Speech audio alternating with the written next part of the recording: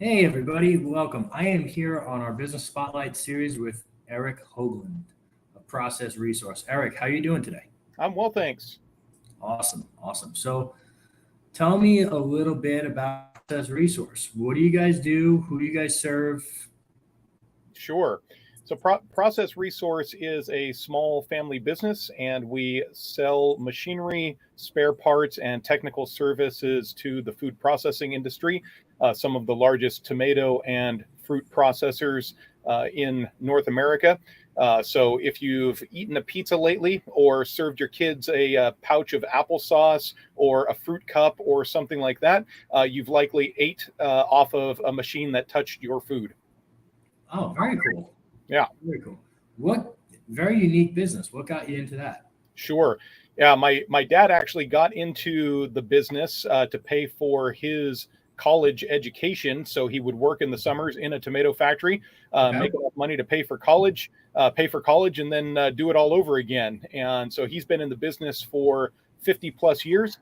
And 20 or so years ago, I was looking for a change in my career path, saw how much fun he was having doing it, and said, why don't I try it out? And I've been doing it ever since, and enjoy it just as much. It's a great place There to be. you go. Now you own the company and you started the company, or you? My dad started the company 20 plus years ago, and Uh-huh. we are now in the process of transitioning the company into my brother and I are working in it. I'm just over 40. My brother is 40. And so we're in the process of transitioning the ownership structure into the next generation. Awesome. Can Yeah. you would you mind sharing what that looks like and how you go about that process or how you would recommend to another entrepreneur to go about that process? Because The that transition sounds, process. yeah. Yeah. So thankfully, our my dad, my mom recognized that there was some interest in terms of us kids wanting to continue the business structure, and Mhm. so we started the kind of the talking phase several years ago about what that might look like, what our roles might be, etc. Mhm. And more recently, we've gotten down into the nitty gritty of what that actually looks like in terms of, all right, what's the initial ownership change buyout, going to look like? How where's the funding going to come from? All of those details that go into transitioning a business. There you go. Well, now the SBA allows for partial buyouts, so you guys are very lucky. Exactly, exactly. As of like 2 months ago. Seriously. Like that was a Yeah, big I know. rule change. Yeah, So yeah. that's It's good. pretty it's pretty cool. Yeah, in fact, I was doing some other work with the SBA and learned about that when I was looking at some personal investments and how to structure those, and learned about that a couple of months ago. Yeah, There you go. Okay, cool. Well, if you ever get stuck or ever need anything, always reach out. perfect. So tell us, what are some of the things that the average person wouldn't know about that industry, like especially machining, processing? Sure. Yeah, the some of the things. One is, so I am based out of California, and a lot of people don't realize the vastness of California's food production network. Mhm. Something near 70% of the world's tomatoes are grown in California. Oh So wow. if you eat ketchup, pizza sauce, whatever it might be, from your Hmm. local supermarket or your local restaurant, chances are it came from a tomato that was grown in California. Similar process for apples and applesauce in the Pacific Northwest. Strawberries, almost 100% of the world's strawberries um, are grown in on the central coast of California. Wine grapes, of course, everybody knows about wine grapes in California, but these other food products, we make up a large percentage of the overall food production. And that my business is in tomatoes and fruit, but the same can be true for almonds, walnuts, tree nuts, those kinds of things. Got it. So you guys are major players in the ag space. We are. Yeah, it's a pretty fun place to be, actually. Yeah, it's very important. Yep. Everybody, Very important. everybody's got to eat. And I take it pretty darn seriously as a personal mission. My personal mission is helping great food producers make great food. And I know you and I both listen to guys that are big in the fitness world, big into what we put into our bodies, and I take that pretty darn seriously. I don't take it lightly that when somebody opens a jar of pizza sauce or a can of tomatoes or opens an applesauce pouch for their kids, I'm serving it to my kids too, and I want to know that it's coming from someplace that I trust and is well maintained, well run, etc. Yeah, absolutely. Absolutely. So, what are some of the mistakes that you have made as an operator, Mm-hmm. and how did you correct them? How did you get past them? Yeah. So actually, one of the things just most recently going through and really diving into what does a business transaction look like, getting a share from my parents. Some of the things I'm looking at are our own internal structures and places of internal friction. Alex Hermosi talks about in his book, are we giving up 40-hour work weeks to work 100-hour work weeks just to be entrepreneurs?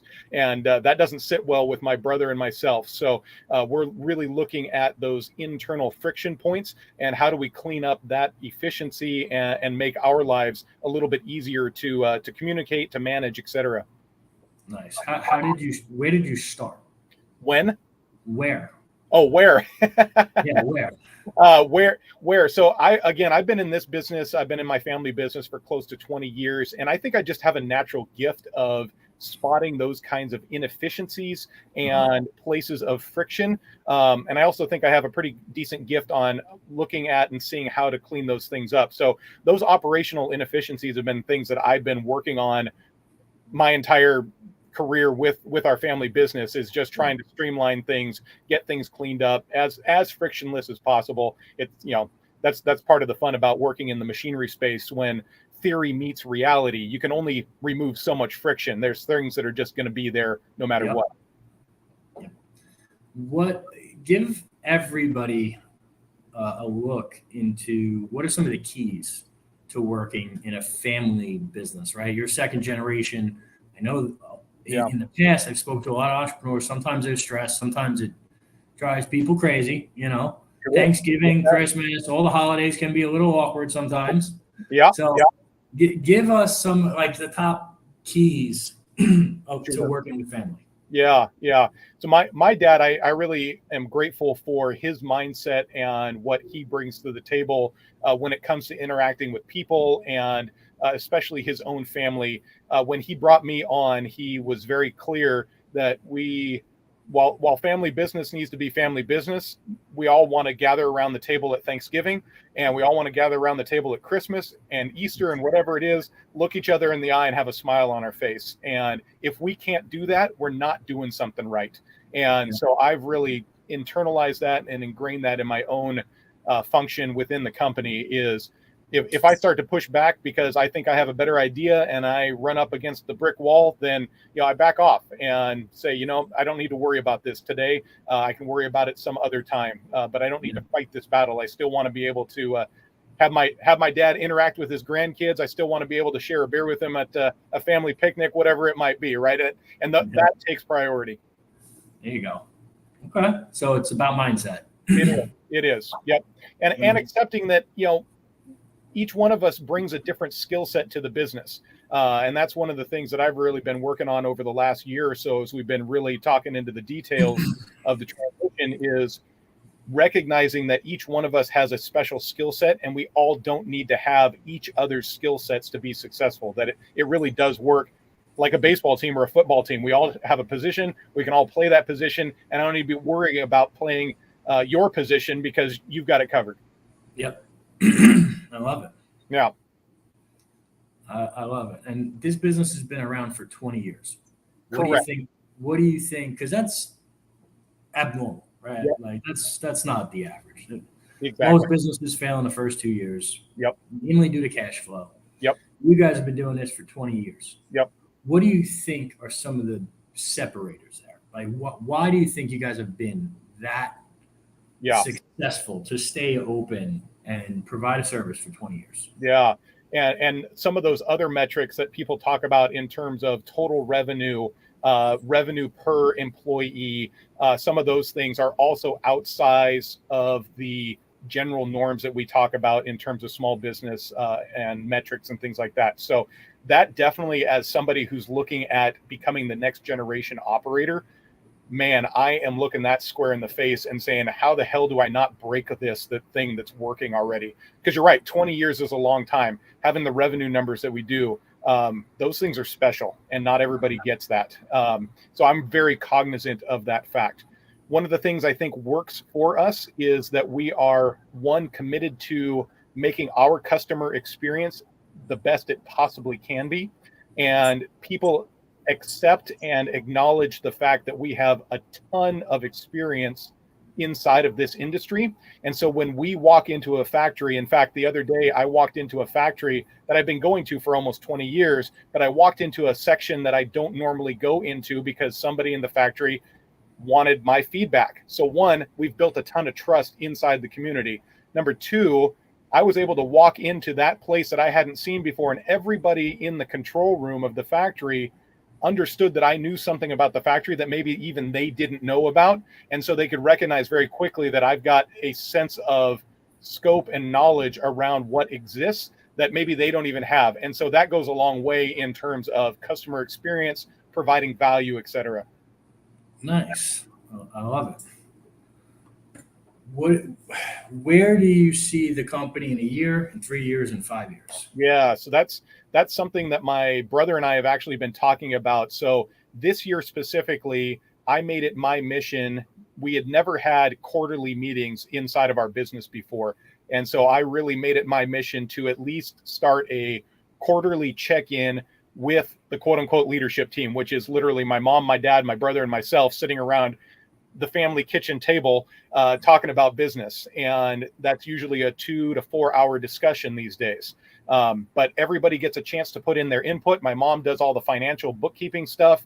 My father and I are on the, what I would call the CapEx, large project type things. My brother does a lot of spare parts work. And so each one of us gets an opportunity to go around the table, share what we have done over the quarter, what we'd like to do next, those kinds of things. And my brother and I sat down, we said, okay, what do we think we can do this year? Can we raise revenue by $500,000 this year? And I think we're going to hit that. Maybe some of that's luck, maybe some of it's skill set. I don't know. But the fact that we know we're going to hit that number this year is pretty freaking awesome. Next year, we're already looking at, okay, can we do another 500K on top of that? Is that a possibility? And what does it take to get there? Where are those internal friction points? What customers do we need to engage with? What customers don't we have yet? We're asking ourselves those kinds of questions to see if we can even hit those numbers.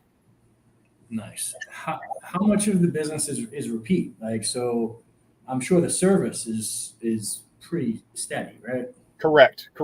And a lot of our business is repeat business. So one of the other things you asked a question a while back, what do people not know about this business? There are very few tomato processors in the world anymore. And so in California in the 1970s, there were 100 factories making some kind of tomato product. This 2023, September 7th, there are less than 10 tomato producers. And so again, if you're eating a can of tomatoes or a jar of ketchup or whatever it is, it came from one of 10 factories in California, and we service all of them. And so again, our knowledge and our skill set of the industry as it's grown up has just helped us along the way. Why do you think there was so much consolidation? Economies of scale. Okay. Yeah. Big guys buying the little guys. Exactly. And as the cost of production went up, the cost of machinery, everything went up. And so, the big guys bought the little guys couldn't compete anymore. And so the industry is consolidated. And that's true, not just in tomatoes. It's true across all of our food products. Got it. That's a little concerning though. It can be, yes. I mean, no, it definitely is, because who owns those companies? Right. You know what I mean? Yep. That's a little concerning. Yep. That's for a different day. Yeah, exactly. I can almost guarantee that BlackRock or Vanguard has some level of ownership. in some of those guys? That I am unaware of. That I am unaware of. Right now, I understand a lot of those 10 companies are privately still and family owned. Okay, that's great. Yeah, that makes me feel a lot better. I could be totally wrong, but from at least in the tomato space, still most of it is privately and family held. Got it. Okay, cool. Are there other verticals that you guys see on the horizon?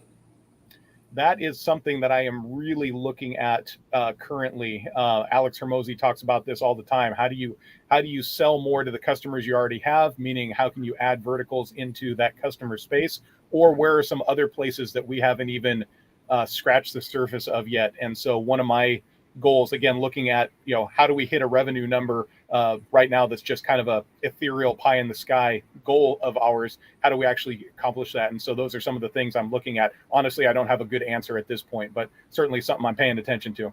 Got it. How similar is it, what's needed to process a tomato versus other maybe fruits, vegetables, or food? Yeah, most of it is very, very similar, quite honestly. So that was one of our big things when we got into the applesauce realm, was being able to show folks how similar a tomato was to an apple. Because there certainly at the beginning was that fear of, this is a completely different fruit. Well, sort of. The skin's a little bit different. There's a little bit different sugar content, but at the end of the day, it's a fruit. And so we were able to overcome that big obstacle, and that served us really well. So strawberries are very similar to apples, that are very similar to tomatoes, that are similar to peaches and pears and everything else. Got it. I love it. What do you credit to helping you sharpen your skills? So what we do, they don't teach in college, right? Nobody. They just don't. They teach theory from people that have never run a business. Sure. That read textbooks. Yep. So what are some of the things that you have done, some of the books you've read? What has made the biggest impact in your evolution as an operator? Yeah, that's a good question, because that's I graduated from college 20 plus years ago. So there's a wide spectrum of things that I've done over those last 20 years.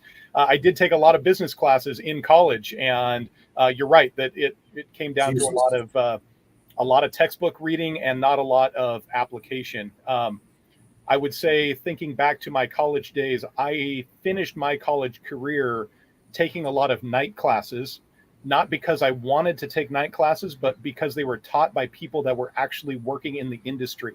And so I recognized that in my own course catalog, there were a bunch of people that understood how to teach from a book, but had never actually applied it to real life. And that concerned me. And so I sought out people that were doing it in real life, and they taught at night because they were working at the day.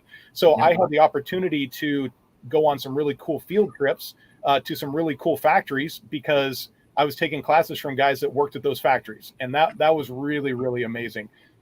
So that's a big thing. If people can get hands-on experience from people in the field, that's invaluable. That worth so much more than a college education or an online course.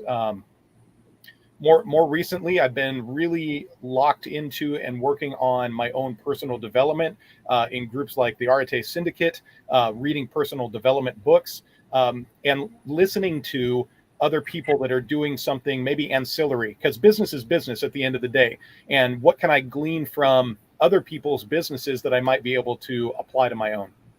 Yeah. I've actually done a lot of that, where I look at people that are very successful in other industries, not my industry, right, but other industries. Yep. Give you an example. I do business lending, but what I do is very similar to, let's say, how the insurance process would work. Mm-hmm. And when you can actually pull a lot of different ideas, processes, and things to test from super successful companies that are not competitors. Exactly. And those people are willing to share because you're not competing against them.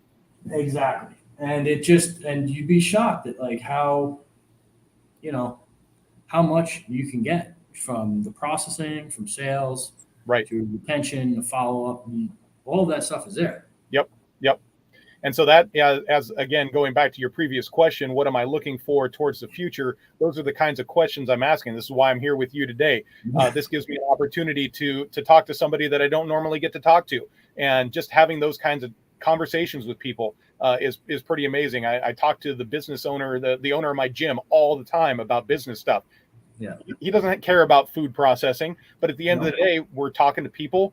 How does the sales process work? What are you seeing that's working right now? What are the hiccups that you're seeing right now? All of it relates. Yeah. And I do think good business is good business is good business. If you take Right. care of people, you make an impact and you do the right thing. Yep. That obviously comes back tenfold. Exactly. Very cool. Trying to think. When you were brought on, Mhm. okay, and because this is an interesting, and I've always wondered if people that have a family business have ever thought about this. Yep. Because usually, like when I started my company, I had a ton of experience, right? Doing it for other people, learning from the ground up, Mhm.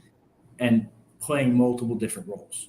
All Sure. right. And most people that start a business, you're the janitor, the handyman, sales, you're everything until you can actually afford to pay people, right? Right. However, you stepped into something that was already successful and Mhm. working. Correct.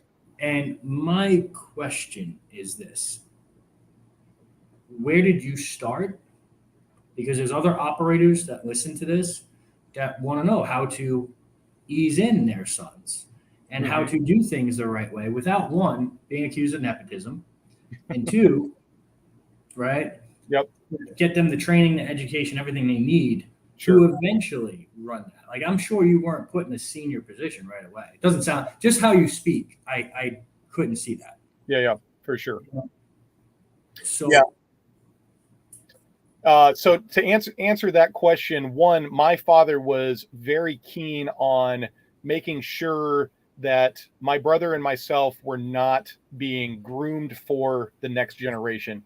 He encouraged both of us to follow our dreams. Both my brother and I decided to get college degrees. That was something we talked about in our homes, but it wasn't a necessity. But we chose that path.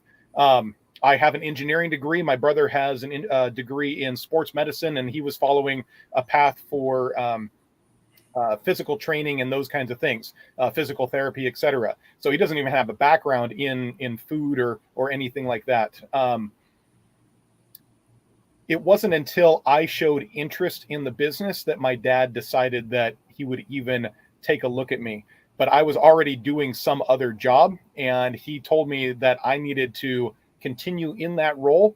And for a whole year, he had me doing tasks inside of our family business, but not as an employee, simply as a guy who was interested in learning something about it. So I was out in the warehouse, and I would pack boxes on a Friday afternoon or on the weekends or whatever, right? I was doing the menial stuff just to see if I had any passing interest in it. And so when that year was up, I still had a passing interest in it. And so then he's like, okay, where can we make you fit? Now, the reality is, as a family business, a guy that, like me, has never done anything before, we don't have any formal structure about this. That's going to be my job some point in the future. So a lot of this has been on boots on the ground, learning through a whole lot of mistakes. He brought me on to do technical sales and engineering stuff. And that's worked out for me. It's my natural skill set, but I had to learn a lot of things on the way. We don't have a formal training process for sales. We're a small family business. So, those things are just things I've had to learn along the way. And so, if there's other people out there that are wondering, how do I bring a kid in? I would say that kid better have some passing interest in the business. Not that you as me as the parent, right? I've got 3 kids. There is no way in heck I would hire my 3 kids just because they're my 3 kids. They would have to show some kind of interest in what we are doing and the mission of what we were trying to accomplish before I even decided to hire them. Yep. And I want you to think, you've probably had a lot of different roles. Where I was trying to get to is, you've probably had a lot of different roles in that company. For sure. How much of an advantage do you think that gives you as an actual operator and lead now? Yeah. We actually, I had this conversation with everybody, well, about a year ago, my parents, my brother, we were all sitting around. It's, winters in California aren't that cold, but we were sitting around the fireplace at my parents' house, and we were having that kind of conversation, and we all had to look each other in the eye and tell each other out loud that at this point in the game, my brother's got a skill set that's been built by our family company, but he could take it anywhere he wanted to, and he could probably outcompete us anywhere he wanted to. I have the same thing. And so we really had to look each other in the eye and say, if we're going to make this work, we've got to band together and trust each other, that we're not going to go compete against each other, because that would be shooting each other in the foot. And so that was a big conversation about a year ago that we had. In terms of wearing a lot of different hats, I was really frustrated about that for a couple of years, and then realized, hey, if I don't actually wear the hat that I've been given, I'm not going to learn the skill set. And if I learn the skill set, one, I'm unstoppable. And number two, when it comes time to hire other people, I'm going to know exactly how to bring them on board and what I'm going to need them to do, because I've already done it myself. And so I can train them. It's not like I'm shooting in the dark trying to hit something. Yeah. A lot of people don't realize that. Yeah. It's the skills are so much more valuable than anything else. And I've actually hired people just based on character and paid a lot of money to get them educated in the quote unquote skills. Right. And you know what? Those guys are loyal. They're good. They learn from the ground up, and they're going to stick with you. Exactly. The hired mercenary, the hired gun, as soon as you do something they don't like, they're probably out the door. Exactly. You know what I mean? Yep. And people don't realize that makes a huge difference. Sure. In everything. Yep. For sure. Awesome. Now, is there any seasonality to your business? Yes.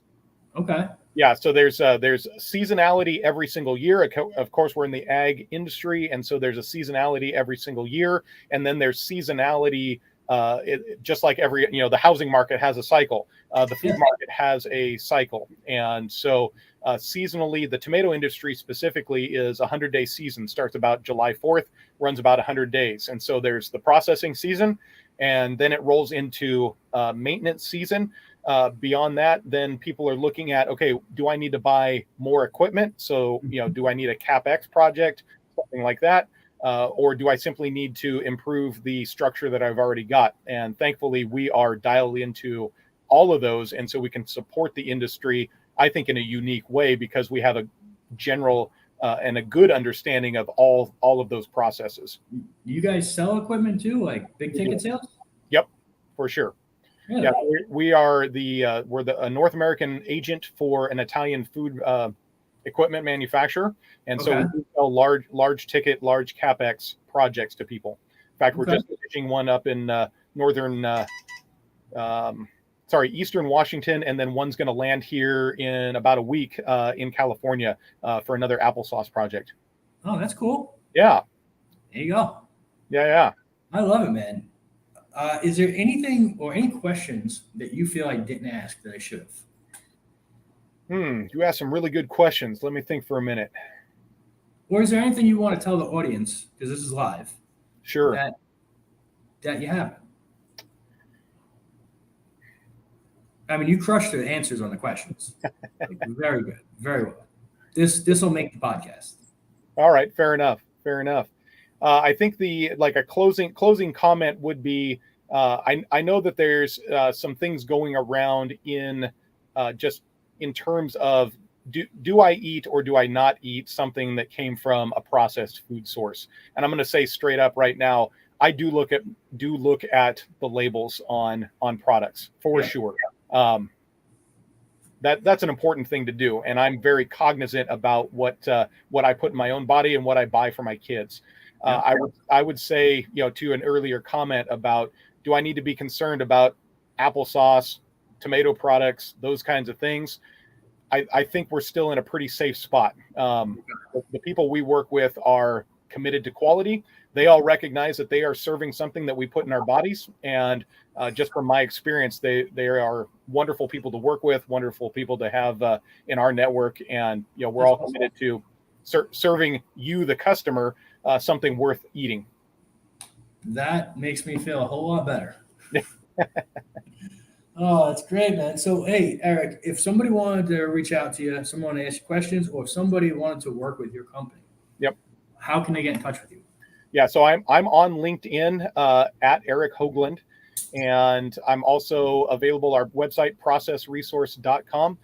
We're on there, and you can find my email address, phone number. Literally, you've heard my phone going off a couple of times. We're in the middle of processing season, stuff's happening, and so the phone number that's on there is literally my cell phone. We don't have any.